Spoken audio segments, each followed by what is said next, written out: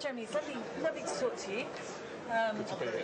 Interesting because you come to a show like this and it's full of sexy bikes, sexy clothing, helmets, the latest and greatest of everything. Yeah. But you're from a different field of triathlon, very much.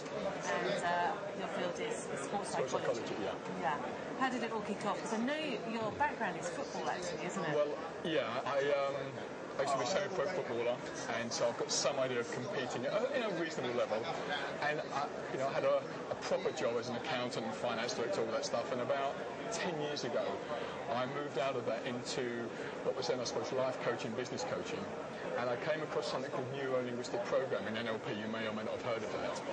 And I trained and became more and more qualified and used it initially mainly in business, but also in sport. And some of my students, for example, were saying, well, I've improved my business results, but by the way, I entered into this triathlon and I came second out of 250 or seventh out of 650. And I guess it kind of mushroomed from there. And about maybe 4 years ago, I started specialising more and more with sports people, using the NLP techniques I've learned. And it's just gone from strength to strength. And now I've written a book about 2.5 years ago, which has been very well received. And it's normally in the top 10 sports psychology books in Amazon. And I'm a lecturer in sports psychology at a university, so... You've got your book there just next to you. It just so happens. Head of the Game, which, as you said, it's been #1 on Amazon, so it's obviously highly popular and going down really well with the athletes. Yeah. Tell us a little bit more about in the book. What can the readers expect to find? Okay, what they can expect to find in this book, it's called Ahead of the Game. There's a whole series of techniques and approaches, both for communication, how to deal with problems, how to calm yourself down, how to psych yourself up. It's written both for athletes and coaches of all levels. And it's not just for triathlons, it's for all sports. So if you're a coach, to be able to put your message across more effectively to your athletes. If you're an athlete preparing for a competition or even during a competition, there are techniques where you can, if you like, manage your state, and if there are some challenges, maybe you had a bad race, how you can overcome that. I mean, it's not what has happened, it's what's going to happen. So, it's about, if you like, controlling your mindset so you get more results or better results faster. And who would you recommend reading the book? Are we looking at everyone from elite to age group? Yeah, but very much so. I mean, I think we were speaking earlier. One of my clients she's been an amateur athlete, who's just turned professional, and she's a top age grouper, and she I think has found this very useful, and also beginners will find it useful as well. So I think it's written for all standards, and it's very, I've laid it out in such a way that I've taken out a lot of jargon, and there's loads of exercises and loads of sort of tips that are clearly laid out. So it is suitable for pretty much everyone. And tell us a bit about triathlon and the sport itself, and how you came into it, and how you feel about it as a sport. I mean, it's so different to anything else. It is. I mean, I've got, I suppose, a huge amount of respect for anyone who undertakes it, no matter what level, whether they get to the top or whether they're just, a novice and just want to keep at that level. I think that the whole principles of endurance and really pushing yourself and having a discipline, I think it's fantastic. I think it's wonderful. How I got into it was when I was originally looking to do some research for the book. I started, asking around for athletes who would be willing to work with me in the short term, just to provide some information for some of my research. And it happened that I came across various people doing endurance sports such as marathons, triathlons, cross-channel swimmer as well. So I started working with those, and that's really how it came about. This kind of mushroomed from there, and I've met various people, for example yourself and other people connected in triathlon. One of the things I like about triathletes is that they're really focused and dedicated, whereas some sports people they're just not that dedicated.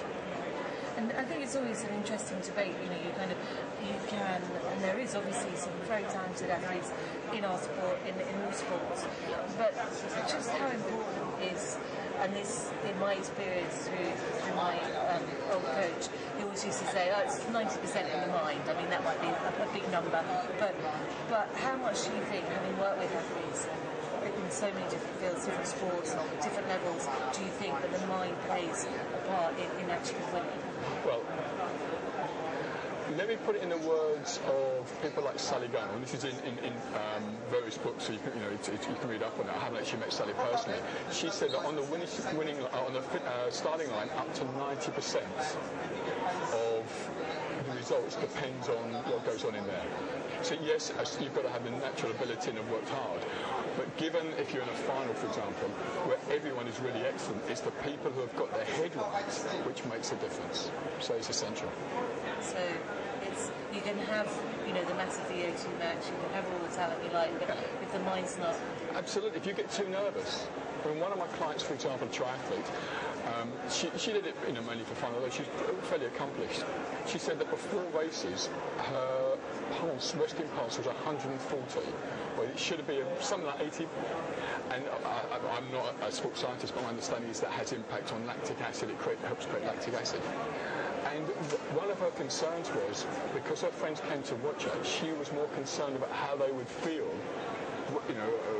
whether she did well or didn't do well. She was more concerned about that than she was about the actual performance. And so, to be able to manage your mind, yes, the VO2 stuff and is it lactic acid, all that's really important, but it's the mind, given the mind-body link, being able to manage that will have an impact on the body. So with your book, what would be the kind of the important points that an athlete, perhaps an up-and-coming age group, would get from your book? How are they going to benefit? Okay, there's various key points. I think one key point is the importance of setting goals and setting them in an appropriate way. Because some people set goals in ways which aren't necessarily appropriate. So setting goals not just for the competition, but also for each individual training session. And one of the key things I found with my athletes is that if they have goals for each training session, it helps them to get the most from that particular session. And obviously that's got a knock-on effect, so that that they're training more effectively, and therefore the results will be even more effective. So that's one thing. I think there are techniques here to develop confidence, and basically an example of that is that if you think back to times in the past where you've been really successful at something and really relive it, and then you can do a little movement as you're in that zone, something like this, or say a little word to yourself, which when you're under pressure you can then do that movement or say that word or have that mental image which reminds you of the time when you felt really fantastic. So it's about being confident and being able to get your confidence back. What else? I think learning to deal with setbacks. That's a really important point, because a lot of people think, if I don't do really well, I failed. Well, that's one way of looking at it. I think another more useful way is to look at it in the way of it's feedback.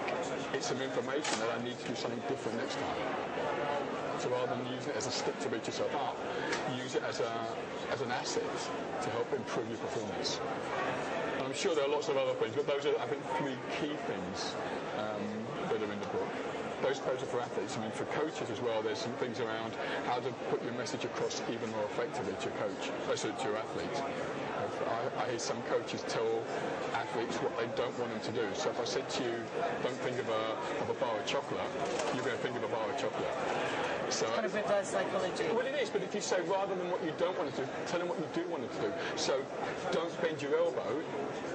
It's much better to say keep your arm straight rather than don't bend your elbow. And simple things like that, which may not seem important when you first talk about it, but actually it is very, very important because of the mind-body link. Athletes will have some kind of image of what they're supposed to do, so you want them to know what they are supposed to do as opposed to what they're not supposed to do. And there's much more, but anyway, people have to read the book too. You've done quite a lot of sport yourself, as you said. You were a semi-pro footballer. You play lots of tennis now. Yes. Any thoughts on doing a triathlon? I can swim about 20 yards, so that may be a challenge. I can swim. It's a start, I think.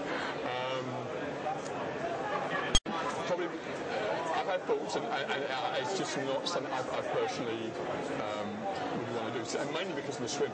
I'm just not a good swimmer. And yes, if my life depended on that, I could get good. But in terms of something I really enjoy doing, it's not something that would naturally appeal to me. Running, I do a lot of running. I do cycling as well. So. Two-thirds of the way. Two-thirds of the way, yeah. If there's a duathlon, I'd consider it. But if you swim 20 yards, because 20 places? And So yeah, over the years, if I spent maybe 20 years, I could get there. The book is here for everyone to see. And actually, if you go onto our website and you put Jeremy's name into our search engine, you'll come up with some lovely articles that Jeremy's written, also details on how to purchase the book, and a review. And that's Jeremy Lazarus. Lazarus, yeah. Lazarus. So search him out. It's well worth it. Definitely worth a read. And then if you don't buy the book, read the articles, because you never know, they might just give you that kind of one little edge in the right direction that sees you turning top 10 places into podium. Absolutely. Lovely to talk to you, Jeremy. Yeah, you really too, nice having you, and have a great 2009. You too, thank you.